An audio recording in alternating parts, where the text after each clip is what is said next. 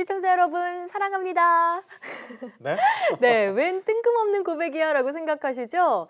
사실 저는 이 말 한마디면 그 어떤 슬픔도 분노도 다 녹아내린다고 생각하는데요. 그렇군요. 마치 만병통치약 같은 사랑. 이 사랑이라는 감정은 어떻게 생겨나는 걸까요?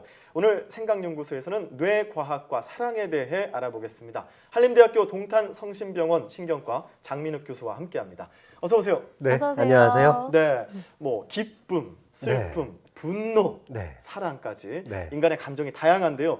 그 중에서 이 사랑하면 항상 이렇게 아름다운 느낌이 들어요. 네. 그렇죠. 근데 이 네. 사랑이 화학작용이라는 이야기가 있습니다. 네. 정말인가요? 맞습니다. 사랑을 느끼게 해주는 호르몬이 바로 뇌에서 분비되기 때문인데요. 예. 아주 특별한 화학작용에 의해서 사랑이 느껴지는 것입니다. 사랑에 빠진 사람에게 기능적인 MRI 촬영을 해보면 뇌의 쾌락 중추가 활성화되어 있는 것을 확인할 수 있습니다.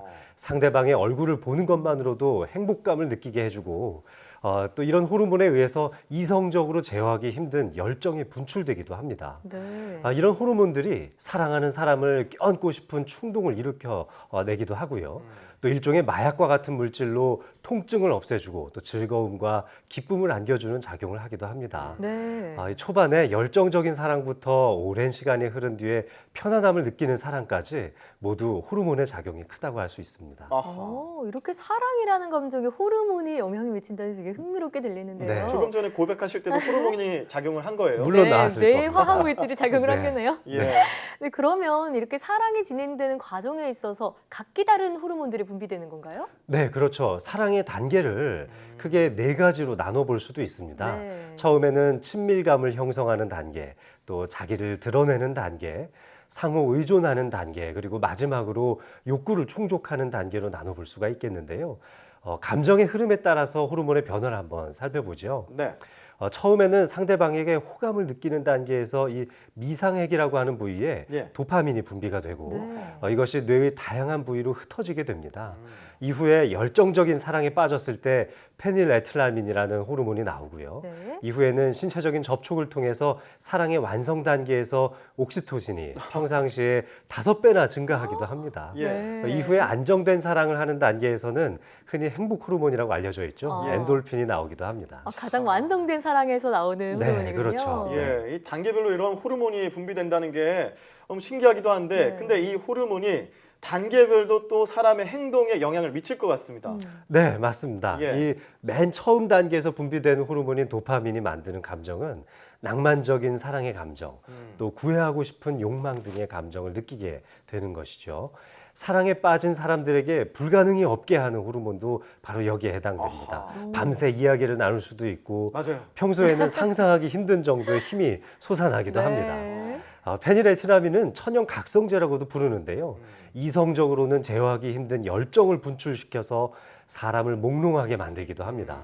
온통 사랑에 집중하게 만드는 호르몬이죠. 어허. 사랑하는 사람에게 다가가서 끌어안고 또 자기 소유로 하고 싶은 충동과 집착도 바로 이 호르몬과 관련되어 있습니다. 네. 이 옥시토신과 엔돌핀은 쾌감 호르몬이라고도 하는데요.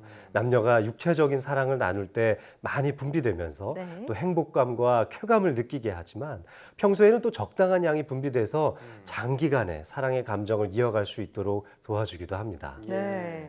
근데 이렇게 사랑에 빠지려면 상대를 유혹해야 하고 또 호감을 느끼도록 해야 하잖아요. 그렇죠. 네. 이럴 때 중요한 게 페로몬이라고 하던데요. 네. 네, 이 페로몬과 호르몬은 어떻게 다른 건가요? 호르몬은 자기 신체에서 분비가 돼서 자기 신체에 작용하는 것을 말합니다. 네. 뇌에서 작용하는 호르몬도 바로 이런 이유 때문에 신경 전달 물질이라고도 하지만 호르몬의 개념에 속하게 되는 것이죠. 하지만 페로몬은 다릅니다. 자기 자신이 분비해서 남에게 영향을 미치는 것인데요. 예. 쉽게 동물의 예를 들어 본다면 나비 암컷이 체외로 방출한 극미량의 페로몬을 10km나 떨어져 있는 곳에서 수컷 나비가 이것을 감지해서 네. 정확하게 암컷에서 날아갈 수도 있게 만든다고 합니다. 사람에게도 이성을 끌리게 하는 페로몬이 있다고 알려졌는데요. 흔히 땀과 함께 분비된다는 가설이 가장 많이 인정받고 있습니다. 예. 네. 그래서 남자들이 땀 흘리고 있을 때 여성분들이 그 모습에 반하는 분들도 계시더라고요. 냄새 날 것 네. 같은데. 네. 그런데 이 뇌화학 작용이잖아요. 네. 이 호르몬 분비. 근데 이 호르몬 분비로 인해서 뇌도 변화가 생긴다고요. 네, 맞습니다. 이 기능적 MRI라는 것을 이용해서 특정한 생각을 할 때 뇌에서 활성화되는 부위를 찾아보는 검사법이 있는데요. 예.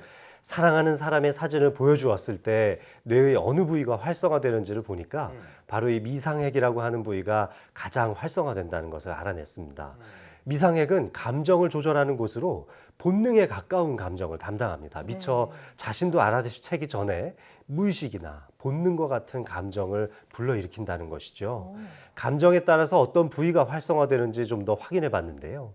사랑에 빠진 사람은 방금 말씀드린 미상핵 부위가 활성화되는 것을 알 수가 있고 예. 유혹을 느끼는 사람은 전두엽의 피질 부위들이 활성화되기도 합니다. 네. 친구 같은 사랑을 느낄 때는 측두엽의 피질들이 활성화되는 특징을 보이고요. 열정적인 사랑을 느낄 때는 전두엽뿐만 아니라 후두엽의 피질들도 활성화되는 특징을 보입니다. 이렇게 뇌 부위에 따른 감정들을 좀 살펴봤는데 네. 그러면 이런 뇌 한 부위가 손상이 되면 거기서 일어나는 감정에도 문제가 일으킬 수 있겠어요. 네, 맞습니다. 지금 말씀드린 미상핵이나 전두엽에 손상이 있을 때 그런 특징들을 보일 수가 있는데요. 네. 만약 이 중독과 집착에 관련돼 있다고 하는 쾌락 중추인 아쿤벤스 핵이 망가지기라도 한다면 예. 열정적인 사랑을 하기도 어렵지만 열정적으로 어떤 일에 매달려서 집중하는 일에도 문제가 생길 수 있고 또 식욕도 많이 줄어듭니다. 네. 또 이 전두엽의 앞쪽 부분인 전두엽은 감정과 행복 또 기억의 통합에서 많은 역할을 하고 있는데요. 이 부분이 망가지면 감정의 조절이 원만하게 이루어지지 않기 때문에 마치 어린아이처럼 퇴행적인 변화를 보이기도 합니다. 어떤 건가요?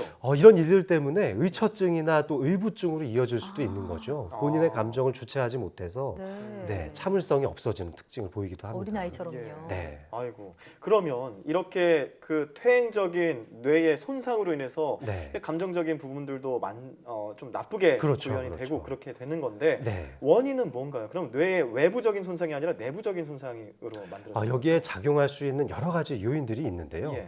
마약이나 또 환각제, 술이나 담배 같은 것들이 우리 머릿속에 있는 쾌락회로를 많이 사용하고 있습니다.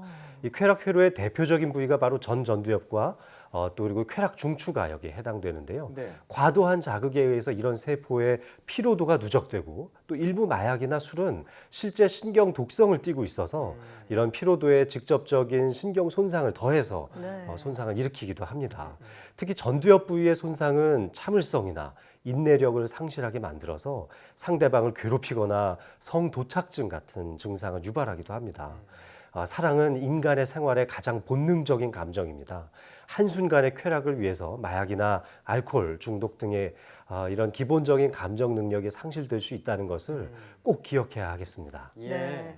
보통 연인이 없을 때 아쉬운 마음에 술을 막 마시기도 하는데 네. 오늘 이 시간의 이유로는 과음은 사랑에 좋지 않다는 점 꼭 아셔야겠습니다. 네, 맞습니다. 네, 지금까지 한림대학교 동탄성심병원 신경과 장민욱 교수와 함께했습니다. 오늘 말씀 고맙습니다. 네, 감사합니다.